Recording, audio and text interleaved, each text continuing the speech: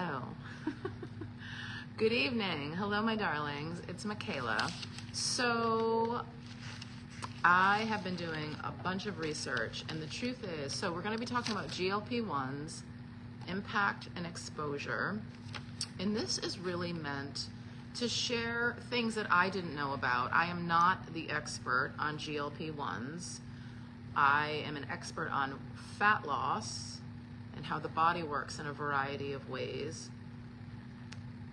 And so this has been something that obviously has been, hi Emmanuel, hi my dear, has been popular, has been a focus for many people, is something that a ton of people are taking. And again, I knew very little, and now I definitely know more. And the thing that I really wanted to share, there's a ton of stuff to share, but the thing that I really wanted to share is why this works and how this is actually creating weight loss and what you're actually losing in the process. And so I feel like I had to dig to find out. Both my original desire was to find out about long-term consequences, which are kind of unknown, but what happens when someone gets off of this drug. I have a fat-burning client who has done such a thing, and her body operated differently. So this was the thing that actually got me to want to understand more. For me, you know, weight loss drugs, it's like, this is just noise. Most people that I work with aren't so focused on using a drug for such a thing, but it's like, well, a client has, and her body is functioning differently. It is behaving differently than I expect based on what we're doing, based on what she's doing. And so I wanted to dig a little bit more, and I found out some bullshit. And so for someone that's either considering these drugs, that's on these drugs, and microdosing counts, you're still having the same impact, which is why you're taking it in the first place. And then to really consider the full implications, the impact on your entire system, and then to put some weight on what this is going to do for the long haul, both in terms of how long you take it and how long this impact lasts. So I personally, I am not a big fan of pharmaceutical medication.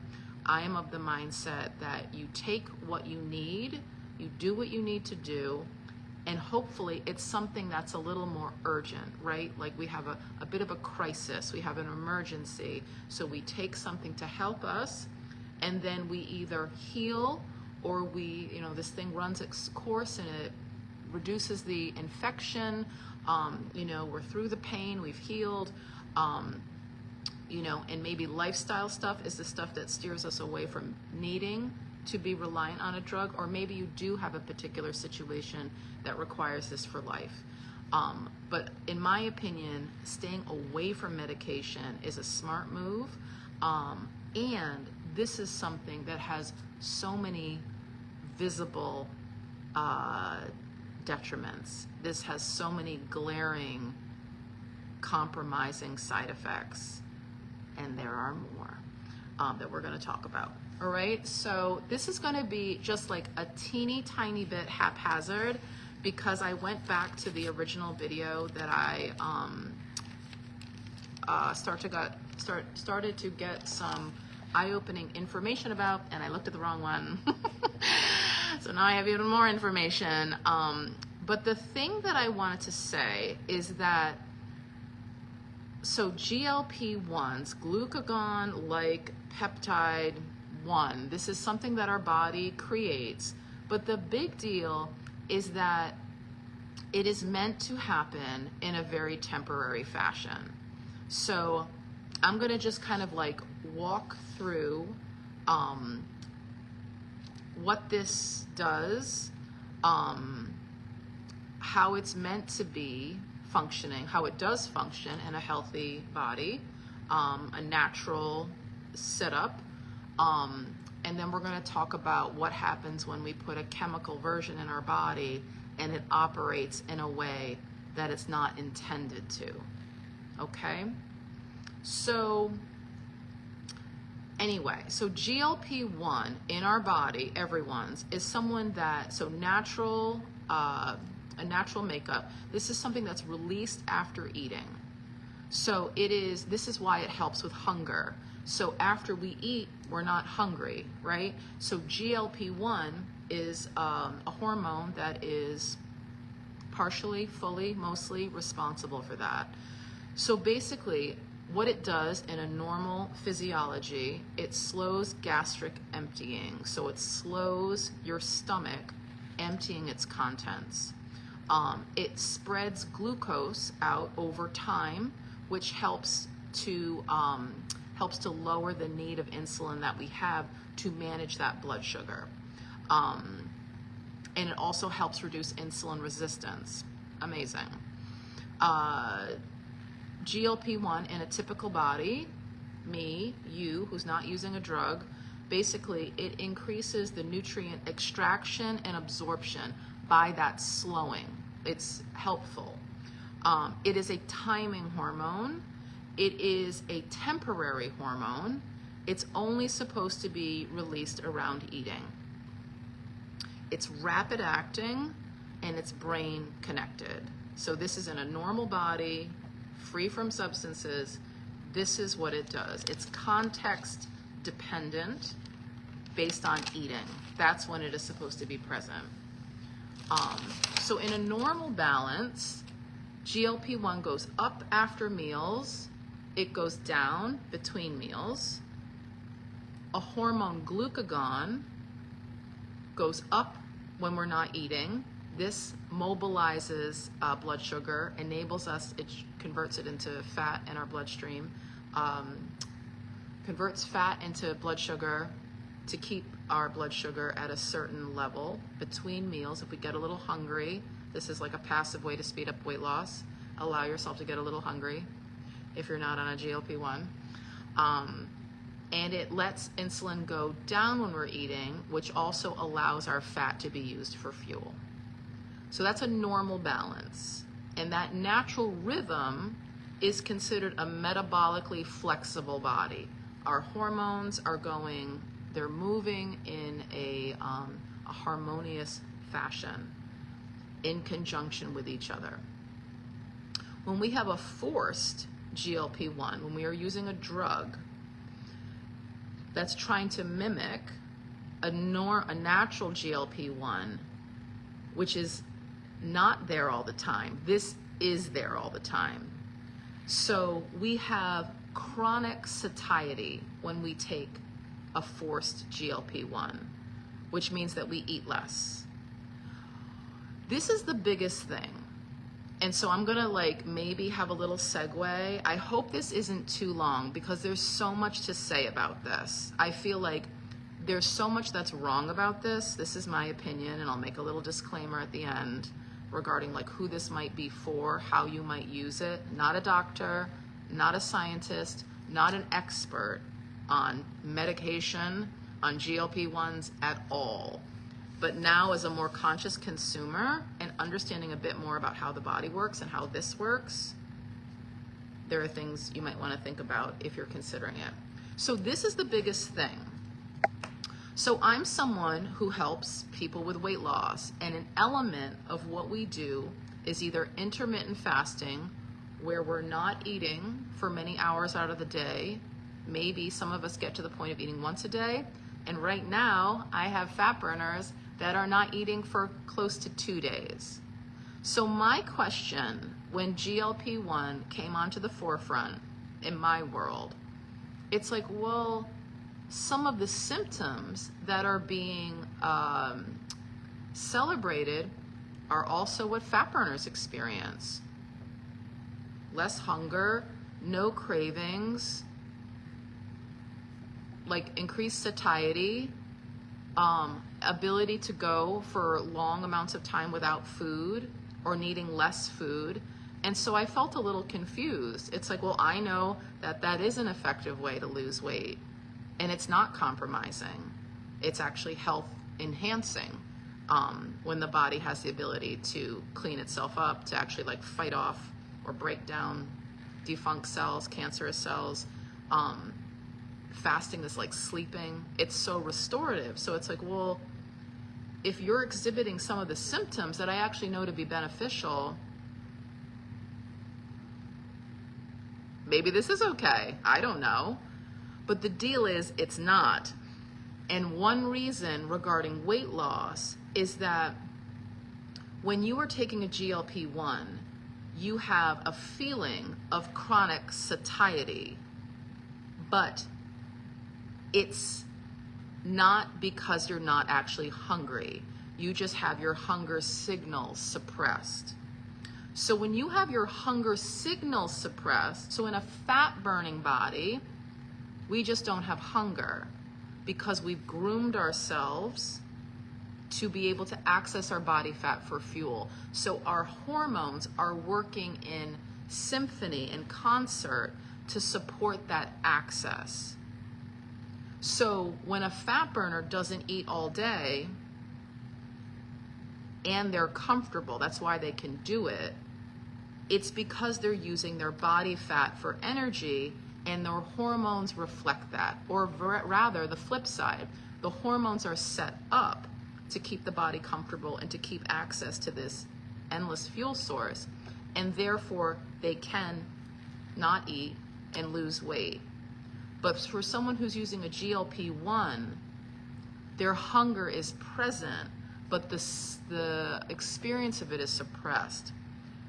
They don't have this access to fat as like a, untapped, unending resource. Their hormones, which we'll talk about, are not in a configuration that makes their body feel comfortable and like fuel is abundant. So and because they eat less, because they are not hungry, because their hunger is suppressed, there's a sense of perceived scarcity. And so essentially, this is why people lose muscle and bone, because literally the body is starving.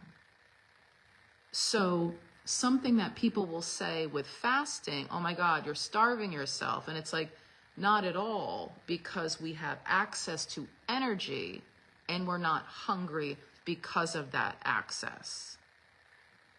Because of the hormonal configuration that we have groomed and that we maintain, that we respect. But for someone taking a GLP-1, the hunger is present. They're not eating. And because they're eating less food and they don't have access to fat, for example, like a fat burner, they do lose some fat, but this is why it is inevitable that people would lose muscle and bone, because there is a sense of perceived scarcity, that they are literally starving their bodies. So this is like game over for me, like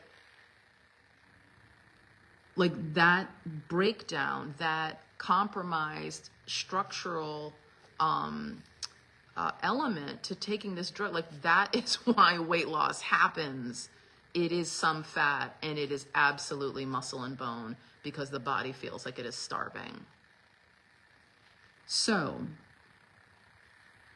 when this GLP-1 is continuing to signal that the body is in a continuously fed state, and this is another like double whammy, what it also does is it suppresses another hormone, glucagon, even when it's needed. So glucagon, your body is designed to keep you alive. Like that's its function. So every metabolic process, every hormonal response, every enzymatic reaction, everything is to make sure you don't die. And what's number one to make sure you don't die is to eat. So when we're in this continuously fed state, according to glucagon, it suppresses, to GLP-1, it suppresses glucagon even when it's needed. Glucagon is another hormone. We started in the very beginning. When our blood sugar gets lower, when we are hungry, glucagon gets released. It mobilizes fat from stored cells. It converts it to sugar, puts it in the bloodstream to give us a bit more energy between meals when we don't have food, but this drug actually suppresses it even when it's needed. So it's not giving the body energy, the sugar or the fat, sugar. It converts fat into sugar that it needs. So this is like crazy, honestly.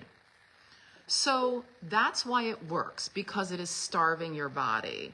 And the reason why you can hang in there in a state that is actually starving is because the drug suppresses hunger.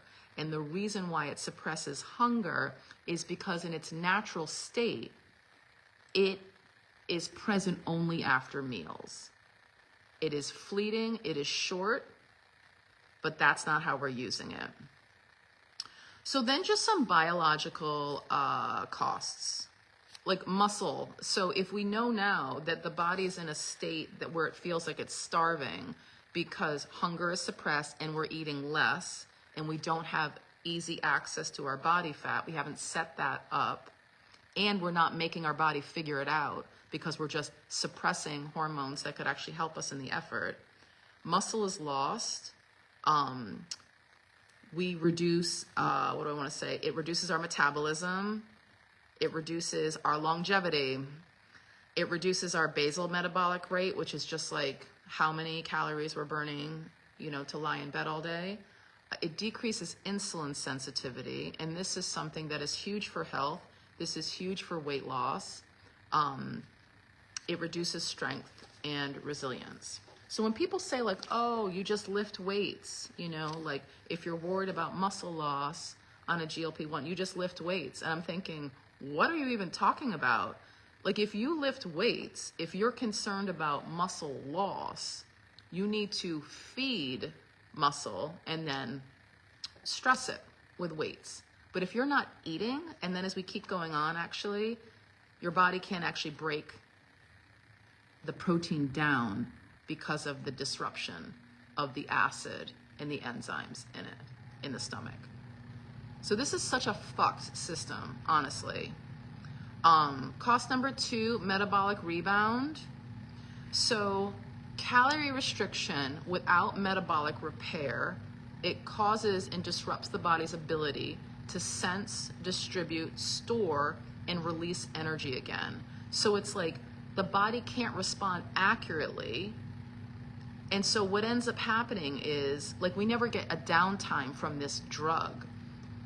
This drug, this hormone in our body, the natural version is temporary. It's fleeting. It is only around when we eat. 2 minutes is the half-life. So what that means is it's only in our body like 4 minutes at a time, naturally. The half-life is 2 minutes. The half-life of a chemical, GLP-1, is a week.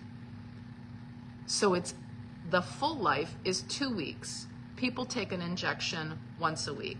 So it is constantly in our body. The body never gets a rest from this to fix itself, to recalibrate. And what this does, often it creates long-standing metabolic damage depending on how long you're on it. This creates a thyroid downregulation. So again, this is reducing our basal metabolic rate, how many calories our body requires, and it increases fat storage later. So this is like yo-yo dieting, like to the max. So if you get off of this, which we'll talk about at the end, this is just like you've messed with your muscle, you've reduced your bone mass, you've damaged your metabolism and your thyroid, and you've increased your likelihood of fat storage later. Cost number 3 is gut motility and digestion. So it's slow. So when people talk about side effects, it's like actually this is what the drug does. It slows gastric emptying. Like this is not like for some people. It's like this is how it works. So a lot of people talk about bloating and GERD and acid reflux and constipation. But another thing that it often does is it disrupts the gut microbiome and the signaling that goes on there. people talk about gastroparesis, which is like paralysis of the stomach. The stomach, the motility of the stomach, it's this kind of like churning, squeezing, what do I want to say, active organ to help us to break our food down. And because of this slowing and this potential, maybe, what do I want to say? I don't know if it's just the slowing that ends up creating this response, but there can be a paralysis of it, which could be permanent also. One thing I heard also, so if you've ever had surgery and they tell you to not eat before, because when you're under anesthesia, there's the concern about vomiting and choking on your own vomit. This is a real risk for people that take GLP-1s because the food that's in their body has been there for a long time. They don't digest like a typical person. So people can have food, something I watched was like food for like a week. And so not only does that create like gross gas, burps, like Ozempic burps are a thing, but also like issues, complications with surgery. Hopefully we're not having that, but that's another thing. Cost number 4 is nutritional deficiencies. And this is my whole thing with protein or muscle. It's like, you know, I feel like, again, this has not been my cause. I didn't really understand it. And now I understand more, and I'm more horrified by it. But when people have talked about muscle loss, I don't know if people have responded to bone loss by, you know, I mean, bone density is, and bone health is absolutely impacted by strength training. But I feel like that's been the response. Like, if you don't want to lose muscle, you should just strength train. But it's like, what are you building this muscle with? Because you're starving. Like, that's how this works. So with the nutritional deficiencies, because we have decreased appetite, we are also ingesting less protein. With that reduced intake and reduced digestion, so our digestion is working more poorly, so we're not getting so we're eating less, and then we're getting less of what we are consuming. So less protein, less amino acids to rebuild tissues in our body, less vitamins, less electrolytes. And then people often have things like hair loss, fatigue, and weakness as maybe more visible symptoms.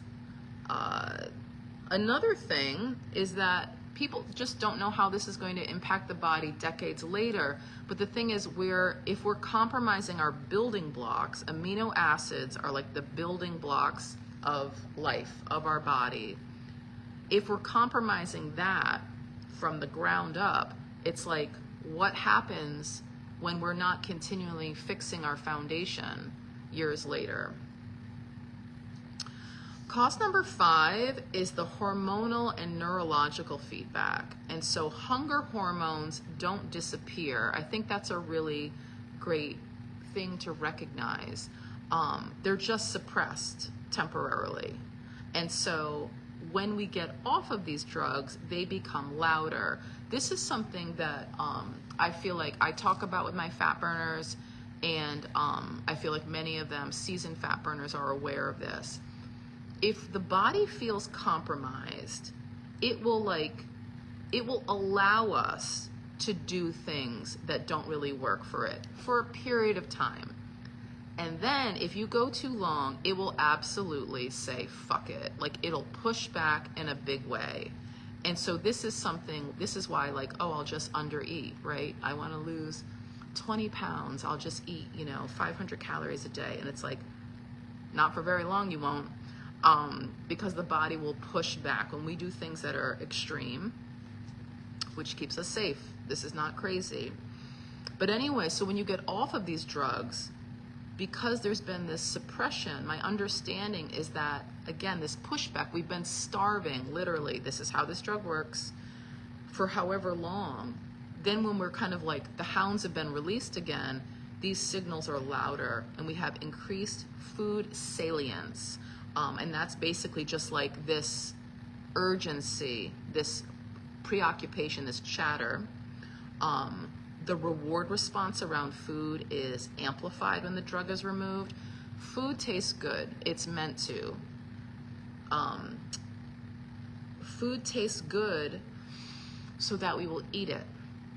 Our bodies are meant to live. We're here, everything is designed for our survival. And so when we have been suppressing our ability to eat and the signals to eat, and then we finally like take the veil off, things can be even more delicious, even more of a fixation.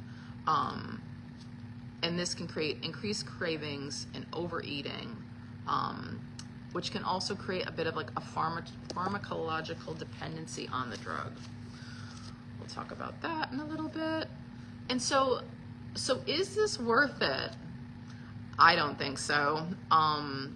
You know, and I think another thing where people, because the side effects or the impact really is not being so clear. Like I said, I had to dig, I had to go looking.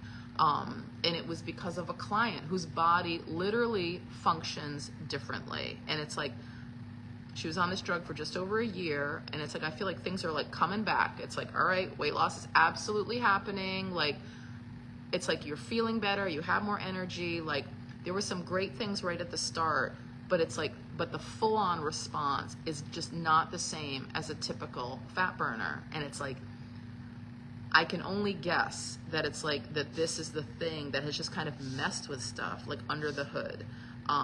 And I do believe the body has the ability to repair itself, but the longer you do something that is so compromising, the harder it is to fully fix shit.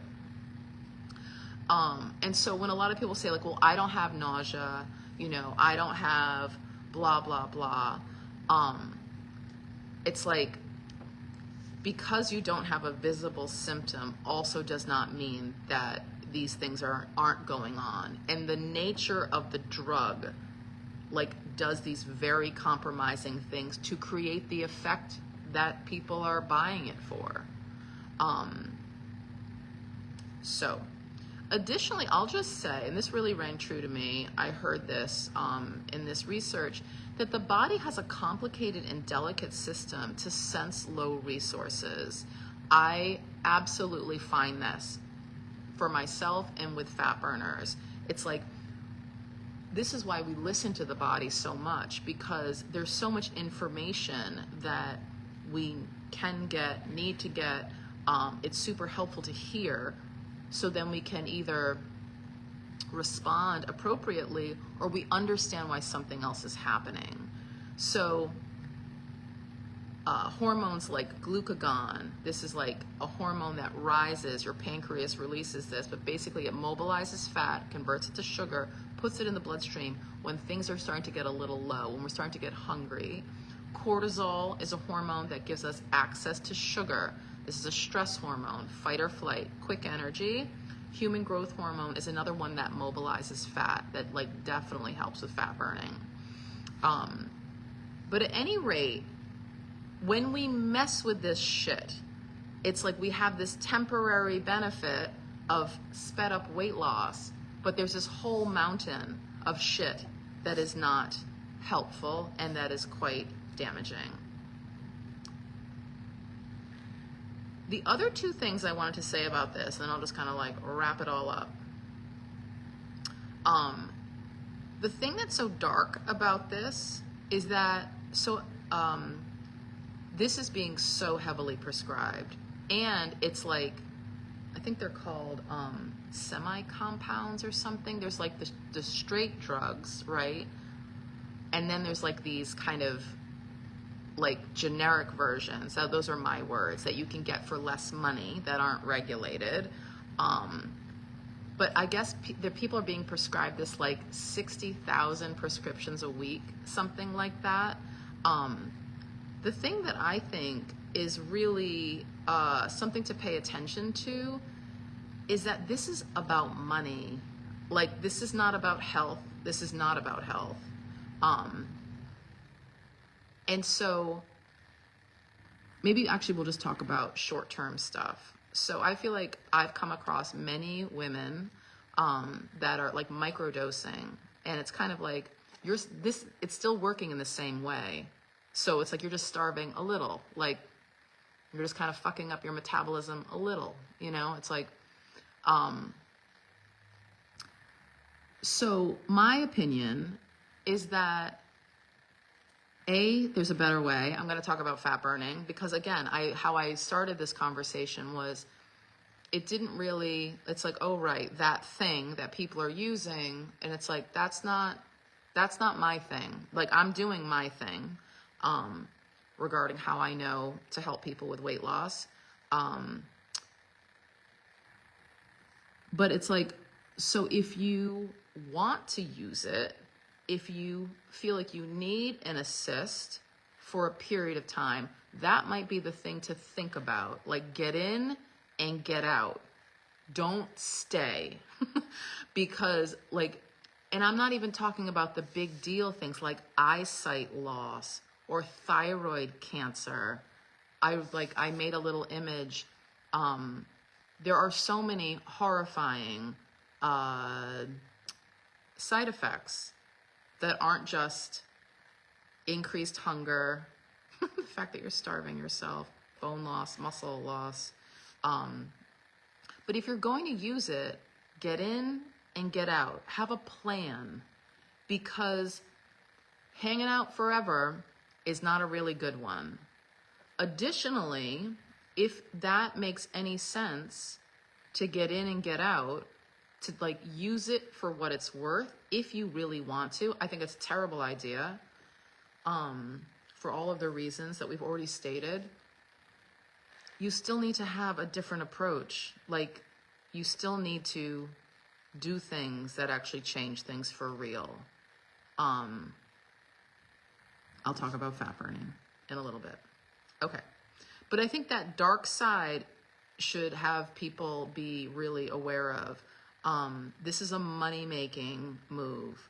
And the fact that like influencers are suggesting this, not medical professionals, and doctors are not talking about like the full repercussions. That's my sense. Like I said at the start of this, it was hard to find like longer term impact because it's not being talked about. And then the other thing that I thought was also kind of like manipulative and dark is that if you've noticed Serena Williams or Oprah, so having like prominent Black women as spokespeople for this drug is actually quite deliberate. So white women, it's like we will hop on board to get thinner, but Black women have not been in that same market.